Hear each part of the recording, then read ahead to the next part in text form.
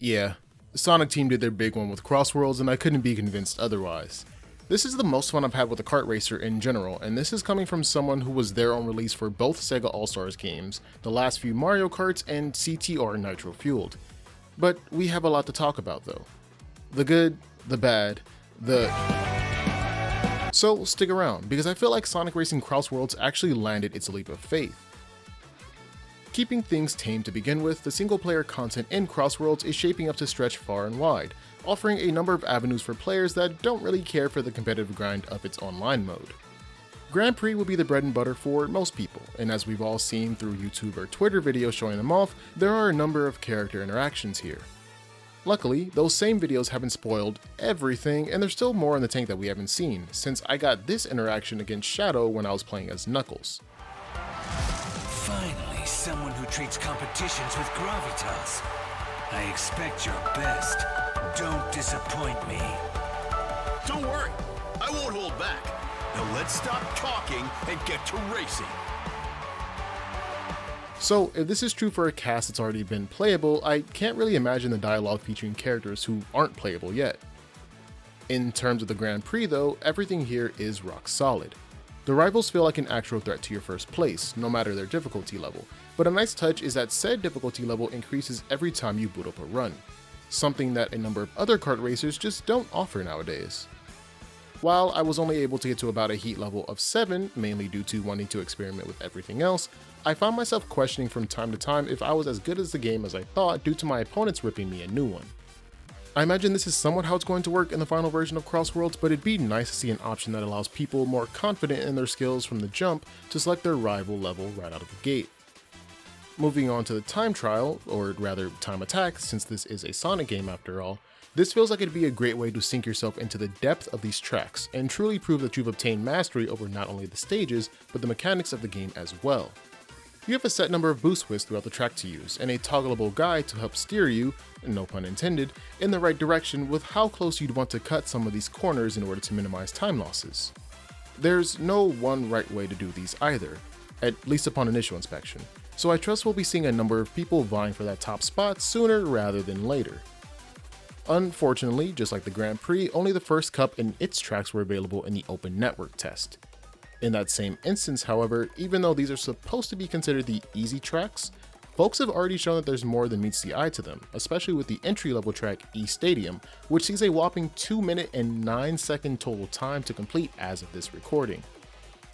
All of the top 10 spots I saw were even remotely possible in part due to the gadget system that this game has.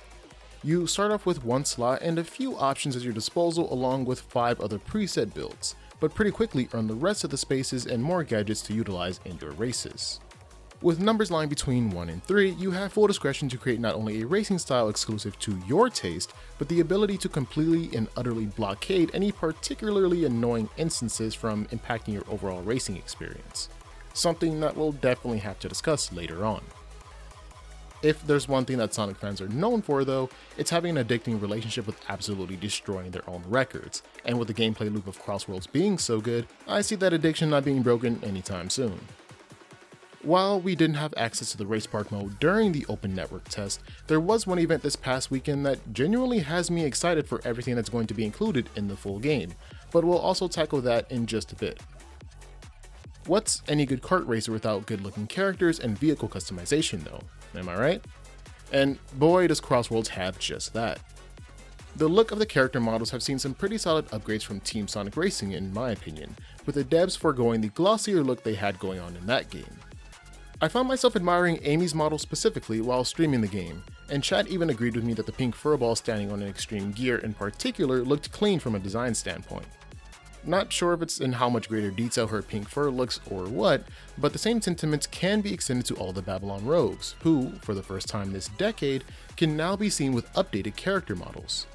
Jet, Wave, and Storm all look perfect, with updated visuals for the 2020s, and their unique costumes, along with cultural tattoos being even more prominent than ever, the Rogues made their comeback to the Sonic racing genre in style.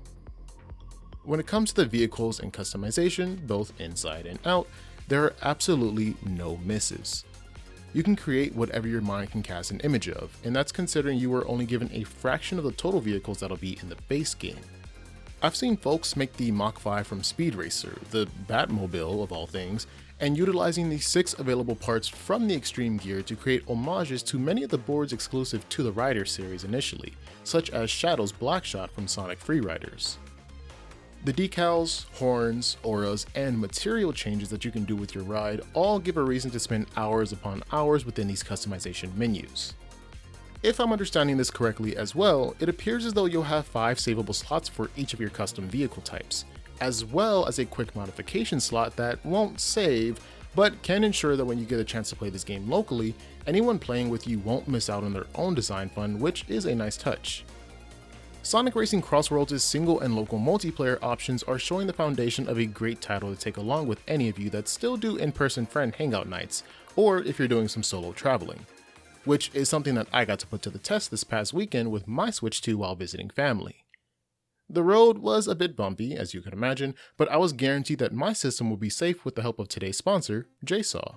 JSaw is the one-stop shop for all of your Nintendo Switch 2 accessory needs. Protective, travel, fashionable, or otherwise. They've become an industry leader for affordable accessories that ensure your gaming setup is as comfortable and as stylish as ever, without sacrificing usage of the built-in hardware editions of Nintendo's newest flagship console. Their split protective case for Switch 2 is my personal go-to whenever I need to leave the house and want some entertainment along the way. The package comes with durable materials for both of your Joy-Cons, a back cover that won't block the usage of your Switch 2's kickstand, and a hard shell front cover to positively keep your shiny new device's screen safe no matter where you put it.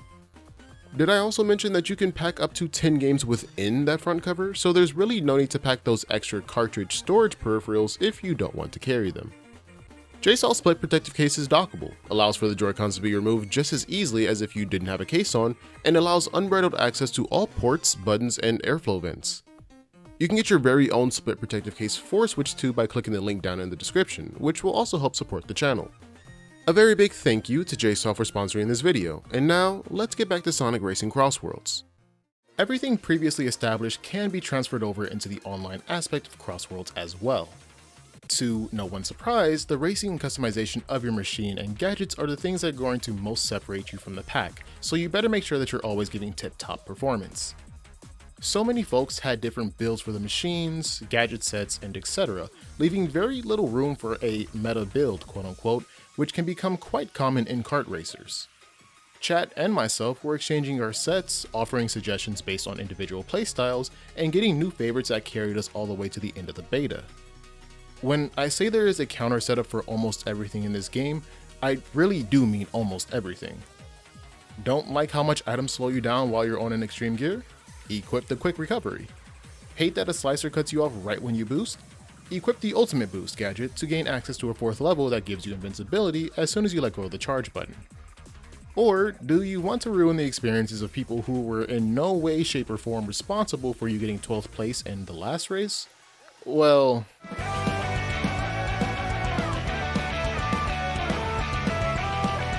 As far as the online experience itself, that is, the connection aspect I should say, everything just works. Now, with the open network test we just had, your mileage may have varied, like mine, when it came down to squatting up with friends, but going solo into races was near seamless and the in-game portion mirrored that. Rarely did I find myself, if at all, catching the game stuttering to the point where my own personal racing experience was hampered. And it's almost as if I was playing against folks in the same room for a majority of the time. The biggest kicker of playing online is when you see someone else pull off a shortcut that you had no idea existed, and then you try to do it for yourself in a future game, only to retroactively find out that was how the older opponent just barely snubbed you out. My favorite example of this is actually right here in Colorful Mall, and I bet a lot of you didn't even know this ring portal existed, because I sure didn't until about Sunday.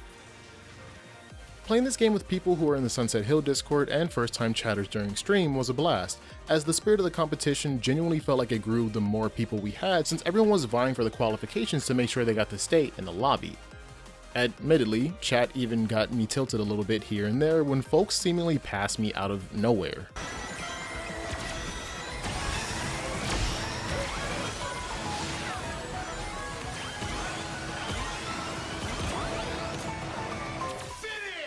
I don't know what happened there.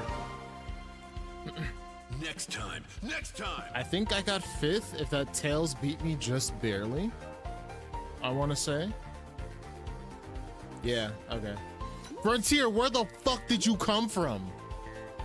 The game is good about giving out items to get you back into the race, but don't get it twisted. A lot of the time you will fall behind due to poor management of said items and core driving skills, like utilizing slipstreams and the aforementioned drifting. This is an arcade racer made by the team composed of Sega AM2 developers, and they are not afraid to skill check you after all. Every single race felt like that one meme from Blue Lock where you're putting your life on the line just to try and stay in first, something that's a lot more challenging to do, believe it or not, but not in a bad way since, once again, good driving will make that all the easier. There was also the Joker event on Sunday that was a lot more fun than I expected and offered a glimpse into the kinds of things devs are going to put on to make sure that we don't get bored of the online ranked grind. The variation of team races offered an extremely fun break despite my initial hesitation, and as someone that still has local multiplayer nights with friends and family, I'm ecstatic to get a few of these going to spice things up. Not everything is hunky-dory though, because for every corner expertly and sharply turned, there is one teeny tiny menace just sitting in the items. Items, items, items. When you get hit with the usual suspects, they're at best a slight inconvenience, but at worst, the most horrid beginning to a race you've ever experienced. Something called the monster truck strat took over for a period of time, where in Apatos specifically, you had anywhere from 1 to 4 people gunning you down as if you were nothing more than lambs to the slaughter. Really though, that strategy is just the tip of the iceberg when it comes to exactly how some of these items feel to get hit by no matter what place you're in. So many times I've been in 8th place for example, and just get absolutely hammered by a slicer, red rocket punch thrown point blank, or monster trucked from behind and dropped all the way down to 12th with crappy item luck then myself following, ultimately losing me the race. Ironically, King Boom Boo, this game's equivalent of a blue shell, is the fairest high-tiered item amongst them all. He's easily avoidable if you're not in first place, but in the event that you are, there are once again gadgets that can completely mitigate him slapping you into oblivion. By far though, the most annoying item, bar none, is that goddamn Nickelodeon slime covering your screen, slowing you down, and forcing a Budokai 3 beam clash from you if you even want a chance to get it off your screen fast enough. Far too many times would I be in the final stretch and some dunce in the back would just so happen to get the goo, and there goes my first place. It wouldn't be a problem if it didn't always happen on the final turns of stages like Colorful Mall or Metal Harbor, but this was most definitely a breaking point for me during several races. Well, that and the fact that people just throw the bombs without letting them charge. Why do y'all do that anyway? Just get the full return on your investment and wait until the thing is done charging. Anyway, that leads into my next point that Metal Harbor specifically, but a number of stages have this thing where the item boxes are too close to the finish line for my personal taste. Your final stretch becomes less about your racing skill and more about surviving a massacre. Yes, it's funny to get Mario Karted, quote unquote, every so often, but a lot of the races would end that way. Monster trucks, goo, a random level 1 bomb that y'all didn't want to charge for whatever reason, etc. Which becomes quite frustrating, especially when the sections right before this saw you pulling yourself up from the depths of hell. I'm not saying that the items themselves need major adjustments, but I believe allowing only those in maybe positions 8th to about 12th to get those items and have a fighting chance would be better for the health of the game. There's absolutely no reason why 4th place needs a monster truck about 500 meters before the finish line. You just need to get good. Also, maybe move the item boxes on the aforementioned Metal Harbor back to right after you do your air tricks from the rocket pad, giving truly patient players willing to hold on to their ace in the hole the competitive edge. Like I said though, there are a number of gadgets and vehicles types that can combat the onslaught that is Lap 3 however. They may not be your cup of tea, but if you choose to flat out ignore the get out of jail free options available to you, then that's solely on you and no one else. It's part of the reason why I run the gadget build that I do on Extreme Gears. Ultimate Boost, Level 2 Quick Charge, and that one gadget that gives you an immediate charge when you snake. I think it's called like Perfect Drifter or something like that. All I'm really suggesting is a bit of a better system when it comes to checks and balances. Granted, the full game isn't out yet, and I've missed it dearly with each passing day. So we may see something like a shield start gadget that can be applied to counteract the terrorists that use the monster truck start gadget. Yes, you are all terrorists. A rock paper scissors mechanic if you will. Something else common that has a lot of folks confused are the issues with desyncing. Essentially, this is a phenomenon where the game will show somebody passing the finish line just barely before you, but the system still dictates that you came in first. It's great when you weren't expecting to come in first, but when you're on the receiving end of that mix, it's not so quite a good feeling. Can't be too certain on the logistics on how to fix that since it's not my field of study, but I hope there is a way to mitigate, if not 100% stop that from happening in the full release. I'm sure with a complete list of gadgets, maps, and server adjustments though, that'll make these become problems of the past. But in the meantime, why don't we wrap this up? The developers did their big one with this game, and I could not be happier with what we've gotten so far. Sonic Racing CrossWorlds took a leap of faith into a world where, hate it or love it, the biggest mascot on the planet just released a revolutionary kart racer. And Sonic still stuck the motherfucking landing, baby. The stages and the vehicles yet to be shown off, your favorite Sonic characters with second and third party reps, the custom race modes in future events, and the music. It's all shaping up to be a wild ride that I need to hop on as soon as possible. This game is seriously a lot of fun, and now knowing that we're getting a single player demo come the middle of September right before release has me geeked all over again to play as soon as that drops. Y'all know I will be playing the game almost non-stop once that happens, and I would love for the chance to play with you, which is why I'm happy to announce that we're doing a Sonic Racing CrossWorlds giveaway over on my Discord server, Sunset Hill. You'll have the chance to not only win a version of CrossWorlds, but also join a community full of some pretty cool people that are bound to give you a run for your money in the game, because Lord knows, man, oof, shout out Frontier.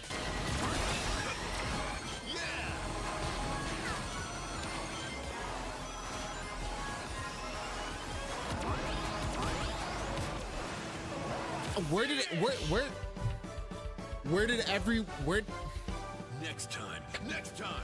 Where did everyone come from? Frontier, why are you in first? What the fuck? How are you in first? Good enough. That is the third time you have snuck up past everyone. The link will be in the description to join, but now we must do what we always do. Our question of the day is, what are some of the things that you liked and didn't like from your time spent during the open network test for Sonic Racing CrossWorlds? Mine was pretty obviously the Nickelodeon goop for dislikes, but I really do love how expressive this game feels from front to back. Be sure to let me know down in the comments below, and another huge thank you to JSOL for sponsoring this video. I'll catch you all in the next one.